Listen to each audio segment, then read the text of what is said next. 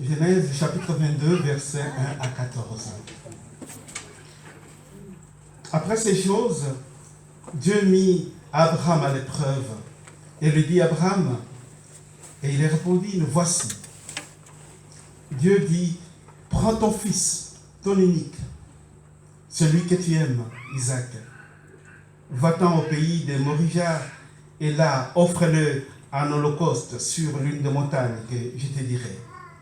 Lorsqu'on parle de la louange, on parle de l'adoration, souvent on a tendance à penser, le premier réflexe, on pense à la musique. C'est bien, mais ce n'est pas tout à fait ça. Ça fait partie. Nous allons donc voir le 9 éléments de l'adoration. Je sais qu'il y en a plus, mais moi j'en ai pris juste quelques éléments que j'ai trouvé importants. Et le premier élément de l'adoration, c'est l'épreuve. Dieu dit à Abraham: prends ton fils, celui que tu aimes, va-t'en au pays des Moriah et là, offre-le en holocauste sur l'une des montagnes que je t'indiquerai. Abraham prend donc son fils pour l'offrir à Dieu. Une épreuve très difficile, surtout pour les parents, d'aller offrir ton fils que tu aimes. Dieu dit bien que tu aimes. Aujourd'hui, dans notre monde, l'adoration implique toujours une épreuve. Ça peut être une épreuve physique, ça peut être une épreuve spirituelle. Dans ce monde, nous sommes souvent mis à l'épreuve. D'ailleurs, les chemins de l'école nous dit beaucoup, nous en parlent beaucoup, parce que quand on regarde depuis l'école primaire jusqu'aux études supérieures, on passe des examens, on passe des épreuves pour passer d'une classe inférieure à une classe supérieure. Et nous pouvons constater que dans la parole de Dieu, l'expérience d'adoration implique aussi une épreuve sur le plan spirituel. Mais une chose, Dieu éprouve, bien sûr, mais quand il éprouve, il a déjà mis sur notre piste une réponse.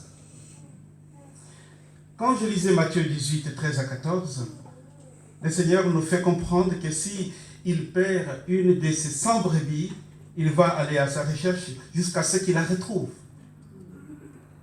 Parce qu'il dit, ce n'est pas la volonté de votre Père céleste qu'il se perde un seul de ses petits. Donc, dans chaque épreuve, devant nous, tout ce qui se présente devant nous, le Seigneur donne toujours une piste. Voilà, Dieu dit à Abraham, Abraham, va à la montagne que je te montrerai, va m'offrir ton fils. Et Abraham répond tout simplement, quand Dieu l'appelle, me voici. C'est une réponse qui prédispose déjà Abraham à affronter avec confiance une épreuve. Entrer dans une relation, dans une communion avec Dieu. Donc le deuxième élément ici, c'est la relation, la communion, entrer en communion avec Dieu. Mais voici la réponse d'Abraham. On peut répondre ici que quand on a confiance à un ennemi, je ne pense pas, quand un ennemi vous appelle, vous chercherez à vous cacher. Mais quand on est en communion, on veut entendre, on veut connaître, on veut trouver. Dieu veut nous parler, car il est notre Père. Durant toute notre vie sur terre, Dieu veut nous parler.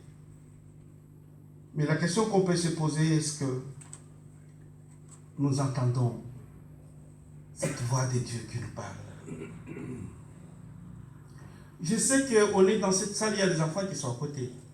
S'il y a un enfant qui pleure très fort et que sa maman est ici, je pense qu'elle distinguera bien la voix de son enfant. Elle saura que ça, c'est mon fils qui pleure.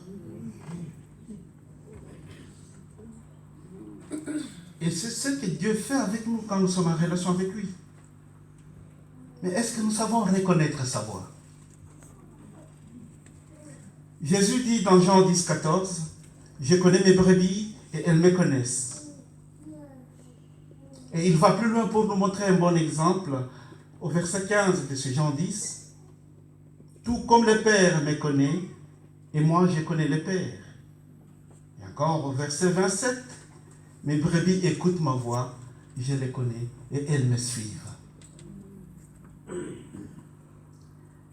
Notre expérience, bien-aimée, doit d'abord se baser sur ma relation personnelle avec l'Éternel. Vous savez, Jésus disait aux pharisiens que ce peuple m'honore de lèvres, mais son cœur est fort éloigné de moi. Notre expérience doit se baser sur la relation personnelle. Nous devons adorer Dieu avec le cœur. Ne suivons pas Dieu comme on suit la mode aujourd'hui. Il y a des gens qui ne vivent plus pour eux-mêmes. Ils font par rapport aux autres. Parce que tout le monde le fait, moi aussi je dois le faire. Et ça détruit beaucoup notre monde. Nous devons adorer, nous devons suivre Dieu avec notre cœur. C'est lorsque je suis dans une bonne relation, dans une intimité avec le Seigneur, que nous pouvons d'ailleurs sortir des situations difficiles, que nous pouvons vivre dans un bon confort intérieur au-delà des épreuves. On ne peut bien adorer Dieu que si on est dans l'intimité avec lui. Ainsi Dieu dit à Abraham, prends ton fils, celui que tu aimes, et va à la montagne de Moriah. Donc nous pouvons voir ici que après ce premier point que nous avons vu qui est l'épreuve, après le deuxième point que nous avons vu qui est la relation, la communion avec Dieu, il y a un troisième élément de l'adoration qui est le voyage. Qui aime le voyage au milieu? Je pense que tout le monde aime bien voyager. Dans l'adoration, Dieu nous fait voyager. Mais je distingue ici trois sortes de voyages. Le voyage physique, le voyage intellectuel et le voyage spirituel. Abraham, dans sa situation, est concerné par trois voyages. Je sais bien que chacun de nous a déjà expérimenté un voyage. Généralement, plusieurs personnes, souvent quand elles se marient, d'ailleurs aujourd'hui nous allons faire une prière ici, quand elles se marient, elles aiment bien partir dans un voyage appelé lune de miel. Vous savez d'ailleurs d'où vient cette expression? Ça fait presque 4 millénaires et c'était à Babylone. Alors en Babylone, qu'est-ce qui s'est passé quand un homme mariait sa fille? Pendant le premier mois de mariage, il était obligé de donner à son gendre, chaque fois qu'il demande, une bière qui s'appelait mead. C'est une bière faite à base de miel. Et ça, il devrait lui en donner pendant 1 mois, le premier mois de mariage. Et chaque fois qu'il en avait besoin, il demande, il lui donne. Et c'était une obligation. Et à l'époque, il n'y avait pas le calendrier comme nous l'avons aujourd'hui. Alors, on avait les mois, on avait les calendriers lunaires.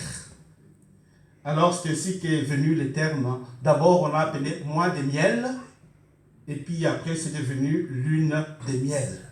Voilà d'où vient ce terme qu'on utilise aujourd'hui, qui a plus de 4 millénaires. C'est passé. Et pendant cette période de lune de miel, qu'est-ce qui se passe? Le couple s'éloigne, il va vivre ailleurs parce qu'ils ont besoin de vivre une vie de qualité à deux. Et Dieu aussi veut la même chose. Il veut vivre cette vie de miel avec nous, mais une vie à deux, une vie de prière. Alors vous l'avez compris ici, dans ce voyage, on parle ici de voyage spirituel, bien sûr, avec le Seigneur. Ce voyage spirituel qui est bien sûr différent des voyages physiques, parce que nous voyageons souvent en Amérique, à Londres, partout ailleurs. Et ce voyage qui est aussi différent des voyages intellectuels, je pense que les étudiants souvent ils partent dans ce qu'on appelle voyage d'études pour aller apprendre d'autres langues ou d'autres choses. Mais ce voyage spirituel est totalement différent. Parce que dans ce voyage, c'est un voyage où nous sommes en profondeur dans notre intimité avec Dieu. Voyage pendant lequel nous nous posons des questions par rapport à notre foi. Cela n'a pas été facile pour Abraham, mais il a accepté de voyager vers l'inconnu, sans poser de questions. Un voyage qu'il savait qu'il avait pour but aller offrir son fils. D'ailleurs, ce n'est pas nouveau pour Abraham.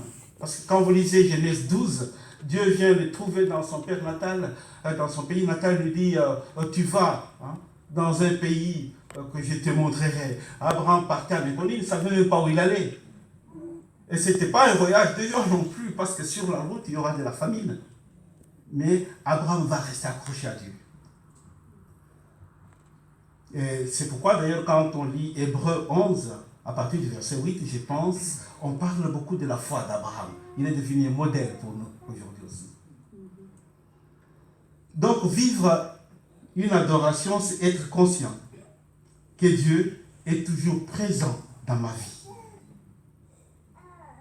Voilà, après ce premier élément qui est l'épreuve, après ce deuxième élément qui est la relation avec Dieu, sont ces deux éléments qui me permettent d'être prêt à partir, à voyager, partir dans la confiance. Mais lorsque je pars dans la confiance, j'exprime en quelque sorte une reconnaissance avec Dieu. Et cette reconnaissance me permet de faire une offrande. Le quatrième élément d'adoration. L'offrande. Dieu demande à Abraham de lui donner une offrande, lui offrir son fils qu'il aime. Dans notre intimité avec Dieu, Dieu veut que nous lui donnons une offrande de qualité. C'est pourquoi on parle ici d'Isaac. On parle du fils qu'Abraham aime. Dieu veut que vous lui offrez une bonne offrande. Vous voyez que jusque-là, on parle des éléments très importants. Bien sûr, on ne va pas parler de la musique, mais c'est inclus dans tout ce que j'ai fait. C'est un cri de chanter vers le Seigneur. Et nous pouvons constater ici que souvent, des fois, nous avons une louange qui est inappropriée. S'il n'y a pas cet élément, l'offrande. Bientôt, nous allons vivre Noël, et à Noël, nous avons pour habitude de donner des cadeaux. Est-ce qu'on donne des cadeaux aux ennemis? Souvent, on donne aux amis, n'est-ce pas? Et bien sûr, on peut donner aux ennemis, parce que le Seigneur nous dit aussi qu'il faut aimer même ceux qui nous détestent. Mais nous arrivons dans une période où nous parlons des cadeaux, beaucoup de choses. C'est extraordinaire. Comme nous aimons aussi offrir. Donc, l'expérience d'adoration impliquera toujours une offrande. Bien sûr, nous savons que Jésus est notre Seigneur. Si Jésus entrait dans cette salle maintenant, où est-ce que vous pensez qu'il se mettrait? Quelqu'un me dira que j'aimerais qu'il soit à côté de moi, il va se s'asseoir à côté de moi parce que je l'aime bien, il me connaît. Et l'autre dira, ça serait bien qu'il soit à la porte pour que quand nous entrons, il nous accueille. On va vivre un culte merveilleux. Le groupe de louanges diront, mais bon, quand Jésus vient ici, il prendra le micro pour qu'il puisse nous adresser un beau message avec une belle voix. Tous ces lieux sont merveilleux, c'est des lieux, des endroits de joie. Mais regardez ce que nous dit Marc. Marc 12, 41, 43, il dit, Jésus était assis vis-à-vis du trône. Regardez comme la foule.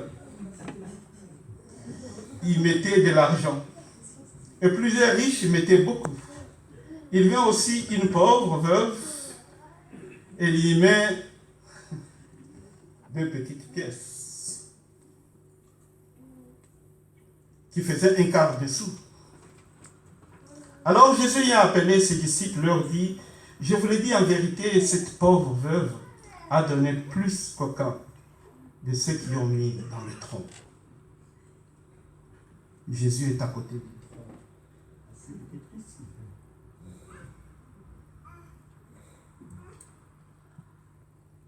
Il regardait l'adoration de cette femme qui donnait avec le cœur. Bien-aimé, donner avec son cœur, c'est une très belle adoration. Je vais te provoquer là. Est-ce qu'ici il y a ceux qui sont fiancés, ceux qui sont mariés, qui ont une bague à la doigt? Ne vous gênez pas. Non, les femmes. Les sœurs qui ont une bague. Ah, c'est merveilleux. Voilà un bon signe d'amour des maris, des fiancés, qui aiment bien sa femme, qui aime bien sa fiancée. Nous aimons offrir ce symbole quand nous aimons. Et voilà pourquoi Abraham, il aimait tellement son Dieu, qu'au verset 3 du Genèse 22, dit qu'Abraham se lève tôt pour aller à la montagne que Dieu lui a indiquée. Il n'a pas posé de questions, alors qu'il savait qu'il allait offrir son fils. Et ça nous apporte le 5e élément d'adoration, l'obéissance. L'obéissance est la partie importante dans l'expérience d'adoration. Abraham n'a pas entendu. Vous savez, bien aimé, retarder l'obéissance est pareil à une désobéissance. Si vous avez envie de faire quelque chose pour le Seigneur et que vous ne le faites pas, vous avez désobéi quelque part. Et on a vu plusieurs personnes, plusieurs enfants de Dieu qui ont raté leur bénédiction puisqu'ils n'ont pas fait ce qu'ils voulaient faire à un moment donné. Vous avez raté un rendez-vous avec le Seigneur, un rendez-vous avec votre bénédiction. Nous devons être très attentifs à cela. Dans l'obéissance, nous sommes préparés à affronter les défis de la vie. Bien sûr, en comptant sur le Seigneur. Donc, ici, nous retrouvons le 6e élément de l'adoration qui est la préparation. Dans le texte, Abraham, qui a déjà 90 ans, est accompagné de son fils et de ses 2 serviteurs. Il devrait jusque-là se charger de la préparation de l'exécution de son fils. Je peux vous dire ici que peu importe votre âge, personne d'autre ne peut adorer Dieu à votre place. Abraham devrait donc obéir seul, dans son cœur, à cet ordre qui semble être très lourd. Et c'est à vous seuls, chers frères, chères sœurs, de vous préparer à obéir. Prendre conscience de qui est Dieu pour vous. Ça, c'est très important. Savoir qu'à travers l'épreuve, Dieu donne toujours en même temps la réponse à votre difficulté actuelle. Seulement, nous ne savons pas le voir, nous ne savons pas l'attendre. Est-ce que nous avons le temps d'entendre la réponse de Dieu quand nous traversons des moments difficiles? D'entendre l'ordre et la piste que Dieu nous donne. Abraham, sur la route, il va dire à ses serviteurs, restez ici. Moi et mon fils, nous partons adorer l'Éternel et nous allons revenir. Et remarquez, nous allons revenir. C'est un temps positif futur. Nous allons revenir. Abraham partit avec Isaac. Isaac qui est d'ailleurs le symbole du futur, parce que vous savez qu'Isaac veut dire il rira. Ce qui est différent de son demi-frère Ismaël, il rit maintenant. Mais Isaac, c'est il rira. Donc Dieu assure notre futur. Abraham dit à ses serviteurs, nous allons revenir. Donc nous devons être préparés. Et pour être préparés, nous devons avoir confiance en Dieu, ôter les doutes en nous, ôter la colère. Et surtout, nous séparer de tout ce qui peut nous éloigner du Seigneur. Le 7e élément de l'adoration, la séparation. Restez ici avec l'âne, moi et le jeune homme, nous allons partir à la montagne. Abraham a pensé que si ce serviteur l'accompagnait, il pouvait l'interrompre. Alors il est intelligent, pour faire ce que Dieu lui demande. Nous devons nous séparer, bien-aimés, de tout ce qui peut devenir obstacle pour faire, obéir à la parole de Dieu. Les gens diraient peut-être que c'est de la folie, mais c'est comme ça. Et vous savez que nous allons bientôt vivre Noël pour nous rappeler la naissance de Jésus. La Bible ne dit pas que Marie, quand il a reçu le message, l'annonce de Jésus, il n'a pas tout de suite partagé avec Joseph, qui était son fiancé. Mais qu'est-ce qu'il a fait? Il est allé chez sa cousine. Il est allé chez Élisabeth, sa cousine, pour lui annoncer, puisque Élisabeth avait aussi une expérience dans sa grossesse du cousin de Jésus, qui était Jean-Baptiste. Donc nous devons être intelligents de savoir, je dois faire attention, quand est-ce que je dois annoncer des choses, de bonnes choses qui peuvent me rester, pour que je puisse rester toujours attaché à Dieu. Marie est intelligente, donc il va partir. D'ailleurs, quand vous lisez plus tard Joseph, on dit que Joseph, quand il a pris la nouvelle, il a cherché le moyen de se séparer en douce de Marie. Mais je lisais un texte dans le livre dans les écrits apocryphes, le protévangile de Jacques. Le protévangile de Jacques nous parle de Marie et sa famille. Et voilà, dans ce protévangile de Jacques, il y a Marie, qui est la maman de Jésus, bien sûr. Je peux passer à l'autre, et puis encore l'autre. Vous voyez ici que Marie est la mère de Jésus. Marie avait son papa Joachim, sa maman Anne. Anne, qui est l'enfant de Akar et Émérance, qui a eu Akar et Émérance qui ont eu une fille, un enfant qui s'appelle Isménie, et Isménie a eu Élisabeth. Donc ce qui fait que Marie et Élisabeth sont cousins parce qu'ils ont un même grand-père, Akar. Mais ce que nous pouvons constater ici, que Marie, enfant de Joachim, il vient de la racine de David, donc tribu de Juda. Et puis, Élisabeth, enfant d'Isménie, il est dans la lignée d'Aaron, donc tribu de Lévi. Donc Marie est de la famille sacerdotale, d'une très grande famille. Mais qu'est-ce qui se passe? Ce qui se passe à Marie, se passe aussi, la séparation se passe aussi entre Joachim et Anne, puisque Joachim et Anne, ils sont mariés 20 ans. Et 20 ans, ils n'avaient pas d'enfants. Joachim était un éleveur, il avait beaucoup de bergers qui travaillaient pour lui, il donnait beaucoup d'argent à l'église, beaucoup d'offrandes. Mais voilà qu'un jour, il y avait une grande fête organisée par les grands prêtres, et puis il est venu avec les offrandes pour offrir à l'église, et les grands prêtres lui disent non, aujourd'hui on ne va pas accepter ton offrande, parce que tu es stérile, vous n'avez pas d'enfant, donc c'est une punition, c'est une malédiction de la loi. Joachim était très très triste. Il est sorti du temple en pleurant, je pense. Il est allé dans le désert. Il n'est même pas allé voir sa femme, Anne, pour lui dire qu'est-ce qui lui arrivait. Il est parti. Il est parti 40 jours dans le désert pour implorer Dieu, demander, mais pourquoi? Qu'est-ce qui m'arrive? Et pendant ce temps, Anne ne savait pas ce qui s'est passé. Il s'inquiétait. Et puis, pendant ces 40 jours, l'ange va voir Joachim pour lui dire, non, retourne à Jérusalem, retourne dans la ville. Je vais faire quelque chose pour toi. En même temps, il parle à Anne. Va sur la route vers la ville, tu vas rencontrer ton mari. Et voilà qu'ils font les deux mouvements dans les deux sens inverses. Ils se croisent devant la porte qui s'appelle la porte dorée. Et là, ils se sont croisés, ils se sont embrassés. Et après quelque temps, Dieu a fait un miracle. Ils ont eu l'enfant Marie. Marie était donc l'enfant des miracles.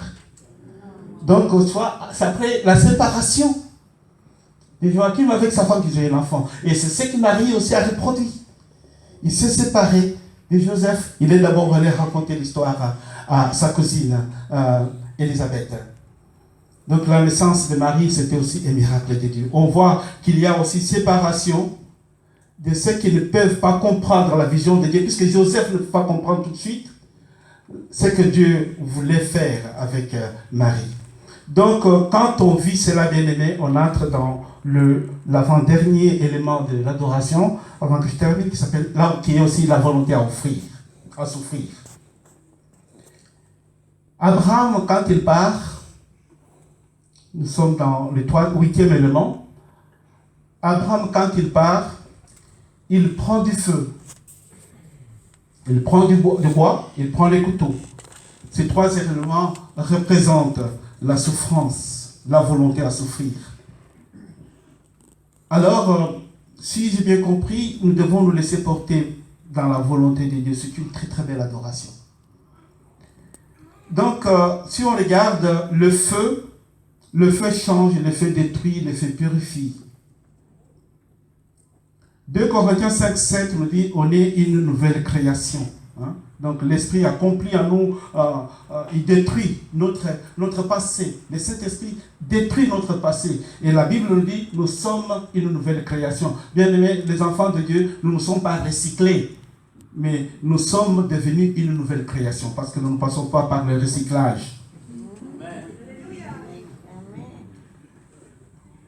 Et les bois et les brisements de la malédiction.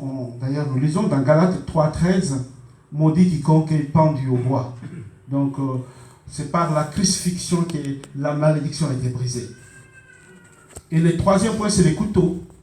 C'est facile là, vous comprenez que les couteaux représentent le sang. Sans effusion de sang, il n'y a pas le salut possible.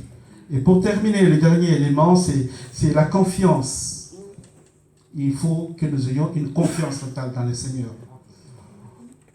Abraham prend Isaac, le lit et le place sur le bois. Je pense ici Abraham est en train de chanter aussi quand il porte la main sur son fils. Mais il y avait quelque chose, je vous ai dit que quand nous passons le moment de l'épreuve, Dieu donne toujours une piste. Dieu avait dit dans Genèse 17:21, cependant mon alliance, je l'établirai avec Isaac, le fils que Sarah te donnera à cette époque. Donc, Abraham, je pense au fond de lui, savait que même si je tue cet enfant, Dieu le ressuscitera. Dieu l'avait déjà dit. Bien évidemment, nous devons faire attention à chaque parole de Dieu quand nous l'écoutons. Dans chaque parole, il y a toujours une solution à notre problème. Mais seulement nous sommes distraits des fois. Abraham savait que Isaac était l'héritier. C'était un héritier choisi par Dieu, donc Dieu allait toujours le restituer même s'il est tué. Donc Abraham a entendu à ce moment-là la voix de Dieu, je paraphrase, Dieu dit, ne tue pas ton fils. Je ne veux pas que tu m'aimes plus que moi je t'aime. Ne permets pas que ton enfant meure. Moi, je laisserai plutôt mon fils mourir pour toi. Mais ce qui compte quand nous marchons avec le Seigneur, c'est l'attitude de notre cœur. Nous pouvons chanter, bien sûr, j'aime bien chanter la louange, des fois je prends la guitare ici. Nous aimons chanter, nous ne pouvons pas impressionner Dieu avec nos voix, avec nos belles voix, avec tout ce que nous faisons. Mais ce qui importe, c'est l'attitude de notre cœur. C'est ce que Dieu regarde. Dieu veut regarder nos cœurs. Alors pour terminer, vous connaissez tous ces psaume 36 qui dit, j'ai entendu d'ailleurs quand on était dans la prière, mon frère aimable le dire, les pleurs, les larmes dureront une nuit, mais la joie vient le matin. Que le Seigneur vous bénisse.